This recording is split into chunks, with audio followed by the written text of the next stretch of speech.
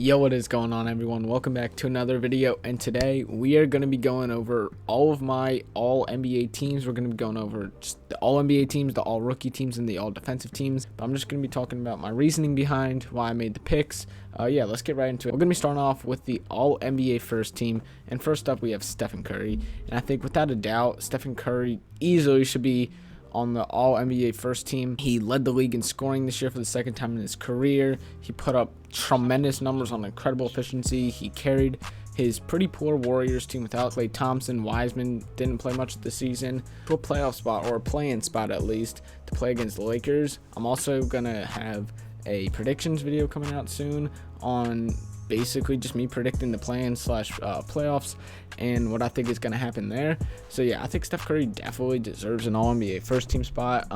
He's currently super high in the MVP rankings. If you didn't check out my last video, I made a video talking about who I think is going to win all the awards, so check it out. There will be a little link on the screen right now if you want to watch it after this video. But Steph Curry easily will be on the All-NBA first team.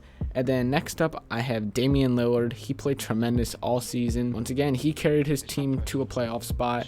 CJ McCollum missed a bit of time. Also, Yusuf Nurkic did. Enes Kanter stepped up. Carmelo Anthony stepped up pretty big. But that's all because of Damien Lillard coming down and knocking out shots from the logo with ease. And without that, I don't think Portland would be anywhere near a playoff spot right now.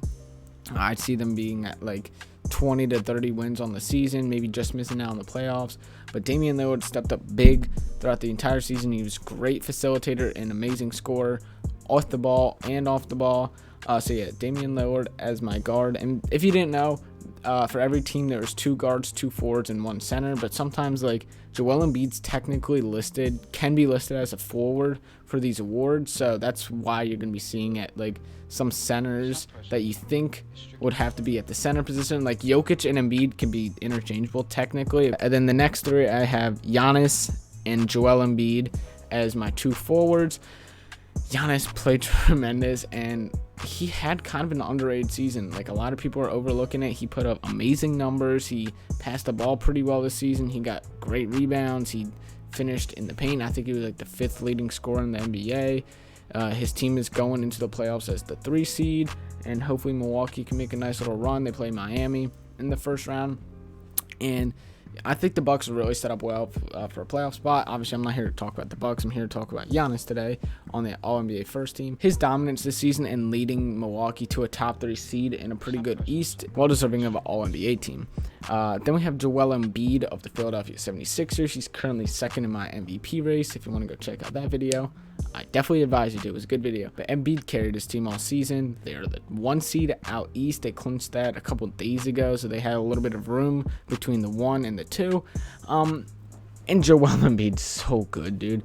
He can stretch the 4. He can attack. He can play defense. We'll see if he makes an all-defensive team. He played tremendous all around. He could pass the ball. Speaking of passing the balls, we have Nicole Yokic for rounding off the All-NBA first team. Jokic, best passing center of all time. I just talked about him yesterday, so I'm not going to go too into details on why he really deserves it. I mean, he's the MVP of the season, I think, no doubt about it. He played tremendous all year, especially with Jamal Murray going down, Michael Porter Jr. Stepped up big this season. Will Barton, Monte Morris, like a bunch of those guys, Aaron Gordon coming in. The Nuggets just have a very fundamentally sound basketball team, and I think they're going to be a bit underrated going to the playoffs. Hopefully we could see another playoff run by them. It's going to be tough. It's going to be a lot tougher than it was last year. That rounds out my All-NBA first team. Okay, so for my All-NBA second team, I have Chris Paul starting at the guard position. Paul had a tremendous season. He's one of my MVP candidates on the year. He played phenomenal next to Devin Booker. He really carried the Suns pretty much to a playoff spot. Obviously, you look at the numbers and you'll be like, oh, Devin Booker had better statistical stats than Chris Paul, but it's more of like just the impact and like getting the young guys to play really well, and that shows a lot this year, especially with Chris Paul coming in. He played phenomenal last year in OKC as an all-star, comes in really developing those young guys and helping out Monty Williams as a coach and bringing Phoenix a top seed. They're the 2nd seed in the Western Conference, and unfortunately for them, they're going to probably have to go against either the Warriors or the Lakers in the first round, so that's a bit unlucky. But anyway, Chris Paul carried this team. I'm super excited for Phoenix in the playoffs. The other guard I have is going to be James Harden. And a bit of the reason why I didn't want to put him on the first team, obviously, is because not maybe instead of Damien Lillard, but it's because he still played part of the season in Houston.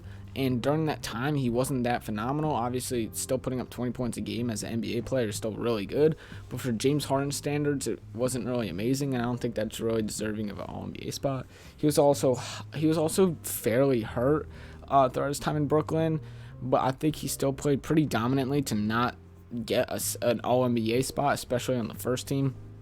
So I'm sliding him in on the All-NBA second team as one of the guards. I saw a stat, shout out Kenny for this actually. James Harden did not have a top 100 game of all time since the year 2015, which is absurd.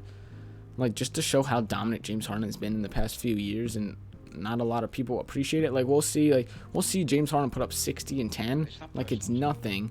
We'll forget about it 2 days later. Like, it's absurd. But watch out for Brooklyn in the playoffs. Then I have Kawhi Leonard and LeBron James as my two forwards. LeBron, he did miss a bit of time with an ankle sprain, and then coming off a super short off season after winning a championship. Anthony Davis is also my center for this, so I could basically talk about both the two of them. Both battled throughout injuries the entire season, and I think the Lakers are in a tough spot right now. They're in the play-in tournament against the Warriors. I do think that they have a solid chance in those games, and then can make a playoff run. But again, I'll talk about that in the next video. And I wasn't super impressed by the Lakers this season at all. And I think a lot of that has to do with LeBron James and Anthony Davis. But they still played phenomenal enough to make the team be a playoff team pretty much, or at least a play-in team. And that deserves an All-NBA spot for me. And then Kawhi Leonard did have that foot injury for about a month or so where he was kind of not really playing too much games, but I feel like that could basically be said about pretty much every player dealt with an injury or health and safety protocols throughout the season. So I'm not really making injuries like a huge factor in all these. If they missed like a 1 month span or whatever, that's not the biggest deal in the world. But yeah, Kawhi Leonard, he played phenomenal. He kind of sat out the last couple games because the Clippers were tanking. Also, I'm pissed that OKC lost last night. I just hope we get blessed by the basketball lottery odds. But anyway, that's going to be my All-NBA second team. Let's move on to the third team. Now, for the All-NBA third team, we are putting the Washington backcourt. Russell Westbrook and Bradley Beal are both making the All-NBA third team. Beginning of the season, I would never have thought Russell Westbrook was going to be an All-NBA type player. He started the season inefficient scoring. He wasn't passing the ball super well. He wasn't rebounding as well. But then just boom, month into the season, Russell Westbrook's going out. He's dunking on people again. He's looking like 20. He's looking like prime Russell Westbrook again. Maybe not as athletic, but passing-wise, facilitating. He clearly led the league in assists per game. I think it was like 11.8, 11.9, somewhere around there. He also was like top 6 or 7 in the league in rebounds as a 6'3" guard, which is absurd. 11 plus rebounds a game, and then he also put up around 23 points a game, 22, and that's all part of Russell Westbrook and Bradley Beal just working well together, and I love it. And I kind of saw this in the beginning of the season. Everyone was like, oh, Washington's gonna be super good. They started off slow. They were once the worst team in basketball, and now they're a playoff team. The Wizards are the 8th seed, which is absurd. I'm super excited for the play-in tournament and then the playoffs. Hopefully they make it. They only need to win. Bradley Beal, he was the second leading scorer in the NBA. He was incredible, and it's tough to really say. I don't think John Wall, instead of Russell Westbrook, this Wizards team would have made the playoffs. And no disrespect to John Wall by any means, but I think Russell Westbrook just had a bigger impact on this Wizards team than a John Wall would have had. Both those two are well deserving of an All-NBA spot, so I'm putting him in at third team. Luka Doncic is coming in at my All-NBA third team as one of the forwards. Luka kind of had a bit of a quiet season, even though he put up great numbers and the Mavericks made a playoff spot. But he just wasn't super impressive to me, and I think there's just better players at the forward position that I got to give those spots to. And Luka comes in as like the 5th best forward on the season, which still is very, very good. Regardless of what All-NBA team you're making, I don't think it really makes a difference. You're still playing tremendous basketball. You're still making a great impact on your team.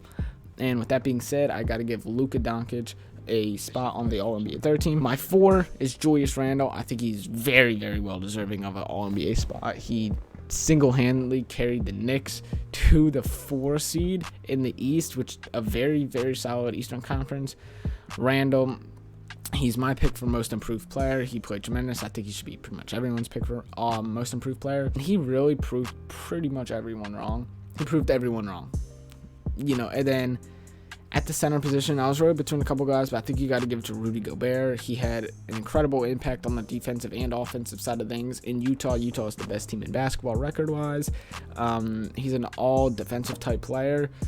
He's a defensive player of the year candidate, and he could win it. He had an amazing shot blocking ability once again, and tough finishes at the rim, dunking on people. I think he led the league in dunks this season, which doesn't surprise me. The 7-footer, he basically takes all his shots at the rim. But yeah, so those are my all NBA teams. Let's move on now to the all defensive teams. Now for the all defensive teams, I'm not going to go into as much detail on why I made some of these picks. Some people I will, others I won't, just because it's kind of defense. It's kind of self-explanatory. You're either really good at just blocking shots, getting steals, getting in the passing lanes, on-ball defense or perimeter defense, or getting down low and just putting your hands up and playing tremendous defense and closing out on shots. That basically goes for pretty much everyone said here. I have Ben Simmons, Jimmy Butler, Giannis Antetokounmpo, Joel Embiid, and Rudy Gobert. Like I said, Embiid's technically can be listed as a 4 for this. So you got the 2 Sixers on All-NBA first team. Jimmy Butler did a tremendous job in Miami, locking up defenders, and I was super impressed by him this season, actually. For the limited games they played, I wasn't impressed with the Heat, but I was impressed with Jimmy Butler himself. Gobert, he should win the Defensive Player of the Year. I think he will. He led the league in blocks once again. Joel Embiid actually had a great presence inside on the defensive end. Same with Ben Simmons, actually, as technically a guard, but can play pretty much any position 1 to 5.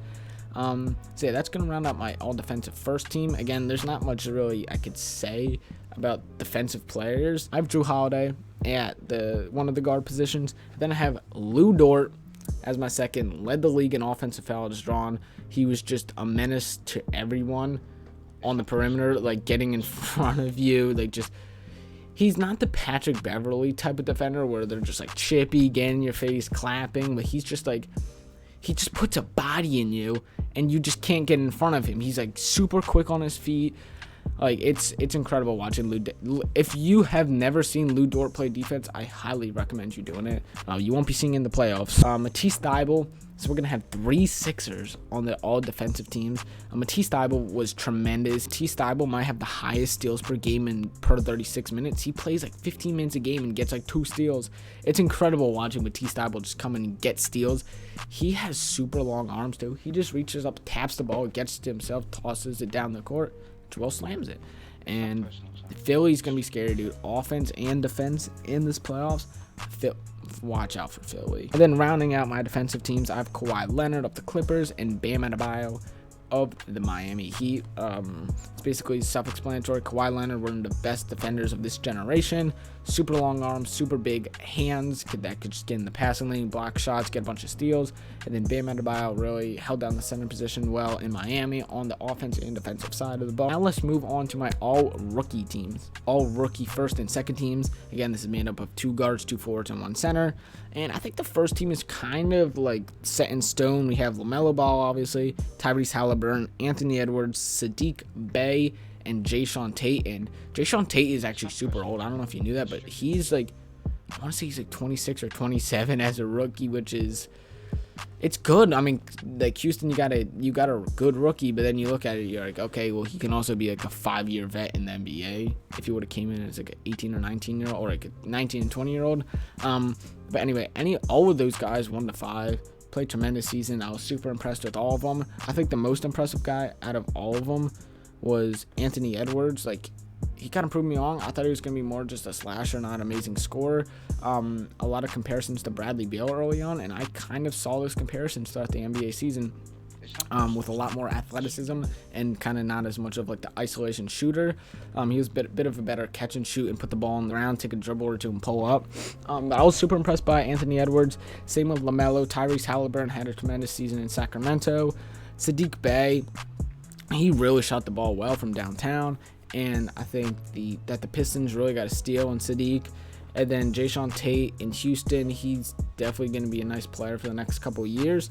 And I think Houston got a nice little steal on him.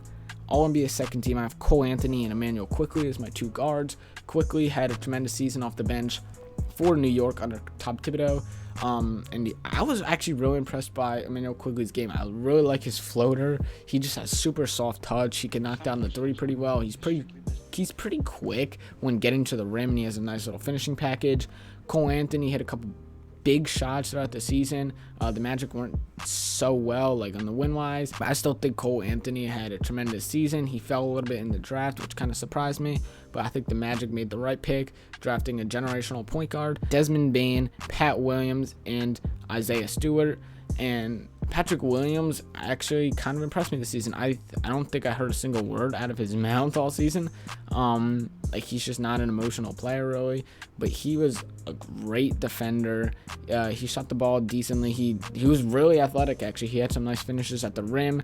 Isaiah Stewart had nice finishes at the rim, but when other people were dunking on him, I swear all the man does is just block shots and get dunked on. But hey, if you want to block shots in the league, you're gonna get dunked on a few times. But maybe a little more if you're Isaiah Stewart. But he played tremendous throughout the season regardless, and I was super impressed by him. Anyway, yeah, so those are my all rookie first and second teams. All right, guys, so that's going to be the video. I'm wrapping it up here. If you enjoyed the video, please leave it a like. I really enjoyed making these teams, and I'm kind of curious to see how much of the players that I got predicted ended up being on an actual NBA team, or all defensive or all rookie. So I'm looking forward to that. I'm also going to be making my playoff and play-in predictions video pretty much right after this, but I'm going to be uploading it a day or two later, just in time for the play-in tournament on Tuesday. I'm super excited. If you guys want to see that video, drop a like, leave a comment down below. Don't forget to subscribe. I'll see you guys later, and I'm out.